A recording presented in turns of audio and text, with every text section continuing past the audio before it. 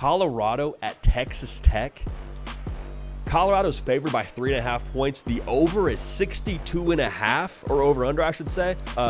Showing our cards there. We love the over. We absolutely love the over in this game. 4 Eastern.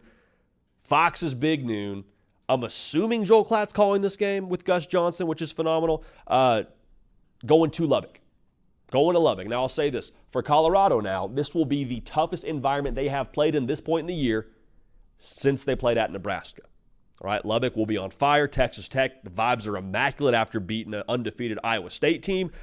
Look at the Big 12, though, man. Just look at how awesome this is. We're in the month of November. We have no idea who the team is going to be out of that conference to represent that conference in the college football playoff. The Pac-12 and all the chaos that it had, it walked so the Big 12 could run right now, man. Because Colorado, their college football playoff hopes, still very much so intact. Need some help? Sure. Sure, you need some help. But with the way this conference has gone, I don't think it should surprise anybody if they do get that help. More on Colorado in a second. College football sickos, welcome home. We've been expecting you. Make sure you're subscribed right here to the On3 YouTube channel. No hot takes, no clickbait, no traffic for traffic's sake. Just ball the way that you want it talked about the greatest sport on the face of planet Earth. Want to make sure y'all know this show brought to you by our friends over at Prize Picks. Use code HARDCOUNT, $5 in lineups, gets you $50 in promo funds, a great way to maximize your college football Saturday. Back to the prediction. Texas Tech, emotional win, we already spoke to that. They need some help too, but if they handle business, if they win out, if it comes to a situation where they got to get a tiebreaker with Iowa State, they hold that tiebreaker. I'm just saying, all right? So the Fighting Joey McGuires, vibes are great, and I expect the vibes to be turned up quite a bit with Colorado coming to town. So I want to break this game down in a second, but I want to make sure we say this before we jump into it. With all the talk around the playoff for Colorado, that's obviously fun. That fan base wants that. Deion Sanders wants that. Extremely well warranted. However, I want to make sure we all get aligned on this. Even if Colorado doesn't make the college football playoff, this year is a success for Deion Sanders. It is. Because when he got that roster and obviously made some major moves within that roster via the portal, it was a one-win operation. They are now in the month of November talking about making the college football playoff and competing for a Big 12 title. That is a success. Now, I expect Colorado to go on and finish with more wins than what they have right now, but even if they were to not win another game, this year is a success for Deion Sanders and Colorado. Hear me loud and clear, all right? So as I mentioned, we love the over. Absolutely love the over. I mean, it's 62.5 points. Go ahead and hammer that. Both teams want to throw it around the yard.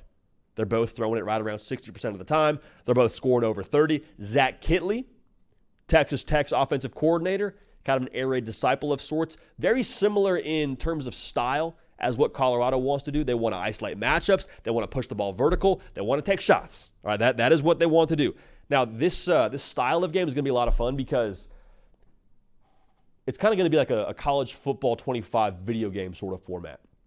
And what I mean by that is whenever you and your buddy are going back and forth on that game, we understand now, like, as great as they have made the defensive controls now in that football game, it's about scoring. And let's be real here, you're probably both going to score quite a bit. So what comes down to determining those games when you're playing the video game? It comes down to who can turn it over, right? Who gets the ball last, and who can slow down the tempo of the game. It's worth noting now, if you're talking about slowing down the tempo, both these teams actually have something to offer in the running game. Taj Brooks, Texas Tech's running back, already over 1,000 yards on the year. I think is one of the best running backs in college football that does not get talked about. Colorado continues to progress towards more balance. Augusta has been a physical presence for them, especially down near the goal line. He has offered exactly what Colorado needs to be able to maximize what they have on the perimeter. Because we know what Colorado has on the perimeter, I think, is as good as anything else in college football, especially with Shedeur Sanders, wheeling and dealing. In regards to the Travis Hunter Heisman conversation, we talk a lot about stages and Colorado needs to win and all this. Like, this might be that massive stage that helps add some more fuel to that fire. I don't know if you win the Heisman in early November, but I do think that it wouldn't hurt things with Big Noon there, with Colorado in the playoff race. If they could win and Travis Hunter could have a big day, I think that would probably only bolster his odds, at least, with how many eyeballs I believe are going to be on this game.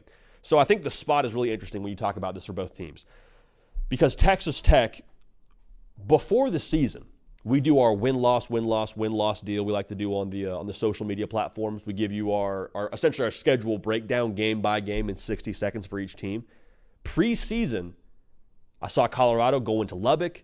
At that point in time, we didn't know what we know now about Colorado, and I was like, I don't know if I love that one, man. I think Texas Tech is sneaky. I think Colorado's still developing. Like I think Colorado drops that game. However, Texas Tech is coming off of a crazy, emotionally draining win over Iowa State. This is a big stage for Texas Tech. For Colorado, it's a big stage for sure, but like this isn't to put it too simplistically, but like with Deion Sanders as your head coach and just with the coverage that Colorado has around them because they're fascinating, like every game is a big stage for them, you know? Whether people are rooting for them to win or rooting for them to lose, like everyone is watching Colorado regardless of who they're playing. And so I think in that way, I think Colorado actually is more built for this moment. The Prize Pick square we love in this game, Travis Hunter, 98.5 receiving yards. He's been a walking 100-yard game when he's healthy. We'll go ahead and take the more there. The concern for me here actually lies on the defensive side of the football for Texas Tech. Because I think Morton can sling it around. I think they can actually potentially go score for score here with Colorado. But I worry if it comes down to a shootout like I expect it to, Texas Tech's allowing 8 yards a pass. Y'all, that plays just, perfectly into what Colorado does as a football team and as offense. They're allowing 284 yards a game through the year. That's good for 124th in college football. You look at the defensive side for Colorado, the narrative coming into the year was, well, hey, they're not really too much to write home about, right? Like they don't have much to stop the run. They're not going to probably get after you when it comes to rushing the passer. Actually, Colorado is the team in this game that's going to rush the passer. Texas Tech has a sack rate of 3%, 122nd in college football.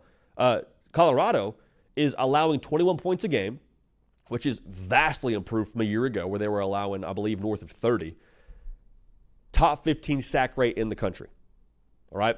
So with that being said, I think that Colorado has the pieces to outscore Texas Tech. The style of this game is different than what we've seen previously for Colorado because previously they're going back and forth and it's okay, can Colorado force the opposition to have to score with them? Texas Tech is going to score.